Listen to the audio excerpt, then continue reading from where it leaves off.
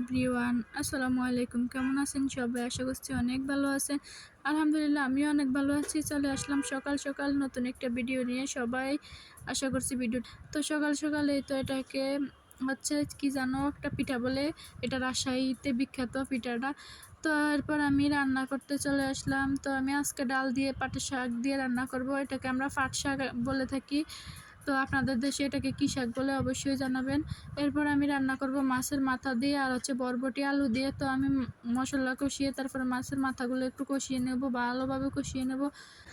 তো আমি মাথাগুলো যেহেতু রান্না করতেছি তো একটু ভালোভাবে কষাতে হবে, না হলে মাথার ভিতরে কিছু যায় না, মশলাটা একটু ঢুকতে চায় না। তো এই দিকে আমি হচ্ছে আলু আর হচ্ছে বরবটি এগুলো আমি ধুয়ে পরিষ্কার করে রেখেছি। আর আরেক চুলা ওই যে ডালটা রান্না করতেছি, তো ডালটা হয়ে গেছে। তো এরপর আমি এই তো মাথাটা আমার ভালোভাবে হয়ে গেছে কষানো।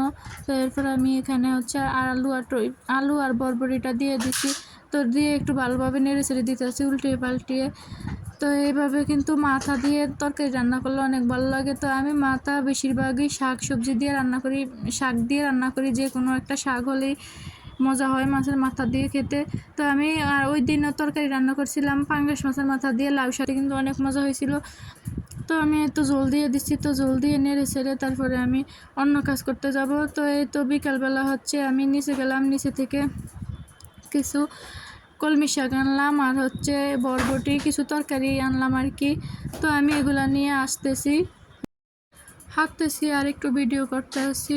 তো আমার ছেলেকে নিয়ে হাঁটতেছি। তো এই তো আমি একটু দোকানে আসলাম, দোকানের দিকে। তো একটু যাওয়ার পথে একটু ভিডিও করে নিলাম। তারপরে আমি চলে আসলাম মাঠে, এই যে আমাদের বিল্ডিংয়ের নিচে। তো এখানে আইসা এই তো সবাই অনেক সুন্দরভাবে দাঁড়িয়ে রয়েছে এখানে এখানে নিচে বিকালবেলা বাতাস হয়, তার জন্য আবার সবাই একটু খেলাধুলা করে। তো ওইদিকে ঝালমুড়ি বিক্রি করতে আছে, আবার আরেকদিকে আইসক্রিম বিক্রি করতে আছে নিচে, কিন্তু ভিউটা অনেক সুন্দর। তারপরে তো বাসায় চলে আসলাম, চলে এসে তো বিল্ডিং উপর থেকে আমি ধরলাম জ্বালানা দিয়ে একটু সবাই দেখতেছি খেলতে আছে মাঠে। তো এরপর আমার ছেলে আবার আপেল খাবে, তো ওর জন্য আপেল কাটতেছি, ওকে আপেলটা কেটে দেবো। তো আমি এক হাতে আবার মোবাইলটা ধরে ভিডিও করি আর এক হাত দিয়ে কাজ করি। তো আমার স্ট্যান্ড আমার ভালো লাগে না একদমই, আমি স্ট্যান্ডের উপরে রাখি না মোবাইল, রাখা ভিডিও করি না, লাইভও করি না, আমি হাতে রেখে করতে আমার অনেক ভালো লাগে।